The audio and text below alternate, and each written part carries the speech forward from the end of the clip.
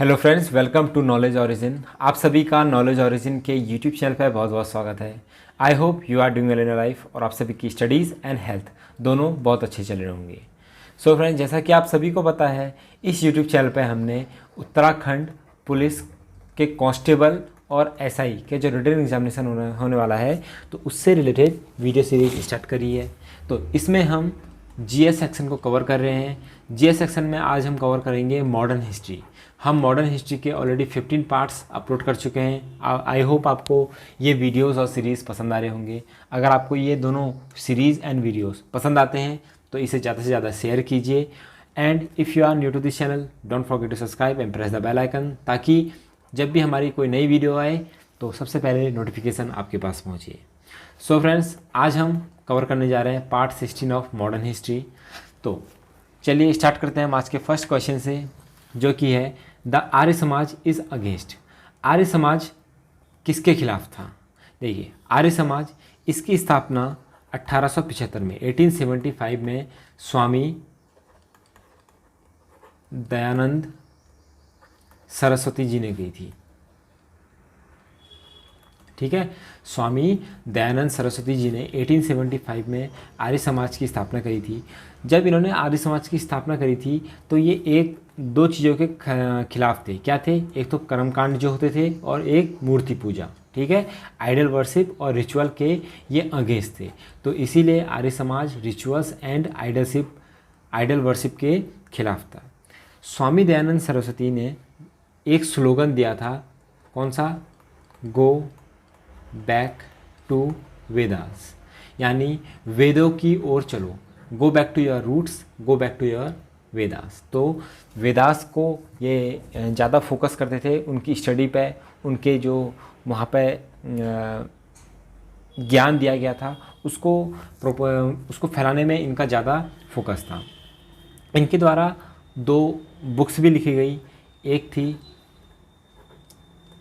सत्यार्थ प्रकाश और दूसरी थी वेद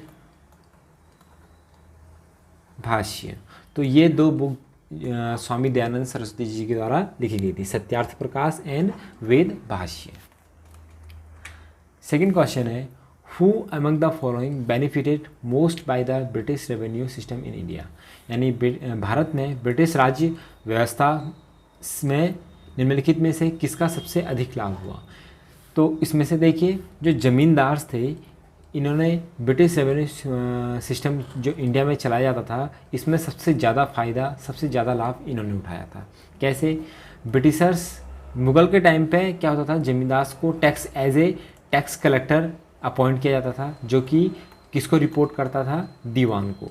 लेकिन जैसे ही ब्रिटिशर्स आए, इन्होंने अपने रेवेन्यू सिस्टम देने स्टार्ट करे, तो इन्होंने इन ज़मींदार को क्या बना दिया? लैंड ऑनर बना दिया। ठीक है, लैंड ऑनर बना दिया। अब ब्रिटिशर्स ने ज़मींदार के साथ एक फ़िक्स डील कर ली कि आप हमें मंथली एक फ़िक्स अमाउंट देंगे। ठीक है, फ़िक्स अमाउंट देंगे, हमें उससे कोई मतलब नहीं। आप पीजेंट से हो गया, फार्मर से हो गया, आप कितने भी रुपए लें। सपोज़ जो ब्रिटिशर्स थे, लैंड ज़मींदार से उन्होंने कहा कि आप हमें 1000 रुपया पर मंथ देंगे। अब ये ज़मींदार उन फार्मर से, उन पीजेंट से कितने लेता है, ये ब्रिटिशर्स को इससे कोई मतलब नहीं। वो उनसे सपोज़ 1100 रुपये एज ए टैक्स लेता था। कौन? ज़मींदार, पीजेंट और किसानों के द्वारा फार्मर से। और आगे कितना बढ़ाता था? 1000। ठीक है, और 100 रुपया इसकी अपनी ब्लैक मनी हो जाती थी। या सपोज़ 1100 नहीं तो इन्होंने कितना कर लिया? 2000 रुपया इन्होंने टैक्स कलेक्ट किया, आगे 1000 गया, 1000 ज़मींदार के जेब में। तो यही ब्रिटिशर्स जो रेवेन्यू सिस्टम था, उसमें ज़मींदार ने कई सारे फ़ायदे उठाए, सबसे ज़्यादा लाभ इन्हीं को मिला। Who was the leader of the young Bengal movement? Young Bengal movement का लीडर कौन था? देखिए, यंग बंगाल मूवमेंट स्टार्ट कब हुआ? 1905 में। ठीक है, इसे स्टार्ट करने वाले थे हेनरी विवियन डेरेजियो। ये प्रोफेसर थे कहाँ? हिंदू कॉलेज कलकत्ता में। हिंदू कॉलेज कलकत्ता में ये प्रोफेसर थे। इन्होंने अपने स्टूडेंट्स को और कई सारे जो लोग थे उनको इकट्ठा करके एक सोशियो रिफॉर्म मूवमेंट स्टार्ट किया। सोशियो रिफॉर्म मूवमेंट स्टार्ट किया जिसमें ये सोशली जो कुप्रथाएं थी उनका विरोध करते थे और एक रेडिकल थिंकिंग वाले, फ्री रेडिकल थिंकिंग वाले क्या थे, ये नौजवान थे। तो इन्होंने ये यंग बंगाल मूवमेंट स्टार्ट किया। तो इनके लीडर कौन थे? Henry Vivian Derozio. फिर था when and where did the theosophical society established its headquarter in India. तो थियोसॉफिकल सोसाइटी का इस्टेब्लिशमेंट इंडिया में कहाँ किया गया, उसका हेडक्वार्टर कहाँ था? तो देखिए, थियोसॉफिकल सोसाइटी जो था ये सबसे पहले 1875 में न्यूयॉर्क में इसका इस्टेब्लिशमेंट किया गया था। इसका इस्टेब्लिशमेंट किसके द्वारा किया गया था? HP ब्लावत्स्की और कर्नल हेनरी ऑलकॉट के द्वारा न्यूयॉर्क में किया गया था। तो थियोसॉफिकल सोसाइटी की स्थापना किसके द्वारा की गई थी? HP ब्लावत्स्की और कर्नल हेनरी ऑलकॉट के द्वारा न्यूयॉर्क में 1875 में की गई थी। उसके बाद जो मैडम ब्लावत्स्की थी ये इंडिया शिफ्ट हो गई और इंडिया में जब ये शिफ्ट हुई तो इन्होंने 1882 में अडयार, कहाँ? अडयार जो मद्रास में है इलाका, वहाँ पे थियोसॉफिकल सोसाइटी का हेडक्वार्टर, इंटरनेशनल हेडक्वार्टर इस्टेब्लिश किया गया था 1882 में।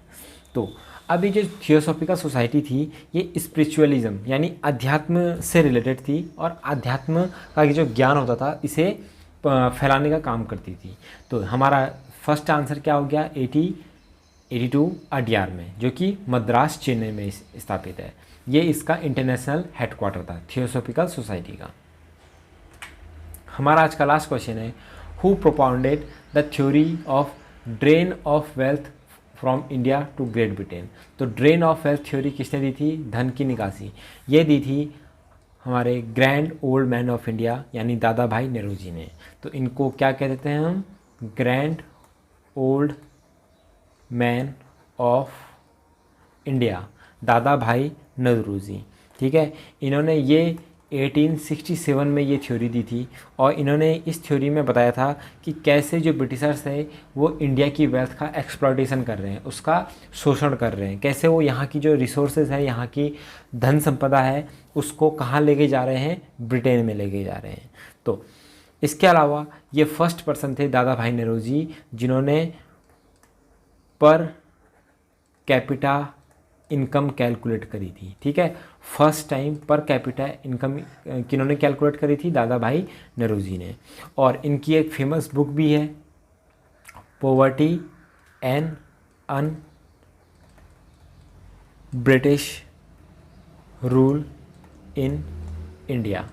तो इनकी एक बुक है दादा भाई नेहरू जी की, poverty and un British rule in India. तो grand old man of India Dada Bhai Nehru ji ने ड्रेन ऑफ वेल्थ की थ्योरी दी थी और इन्होंने first time per capita income India में कैलकुलेट करी थी।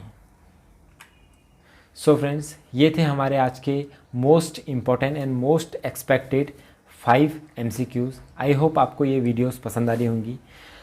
तो अगर आपको कोई भी सजेशन देना है या कोई भी डाउट है तो आप कमेंट सेक्शन में मुझे ज़रूर बताएं। नेक्स्ट वीडियो में मैं उसे सॉल्व करने की ज़रूर कोशिश करूँगा। सो फ्रेंड्स, मिलते हैं न्यू वीडियो में, नेक्स्ट वीडियो में कुछ नए मोस्ट इम्पोर्टेंट एक्सपेक्टेड क्वेश्चंस के साथ।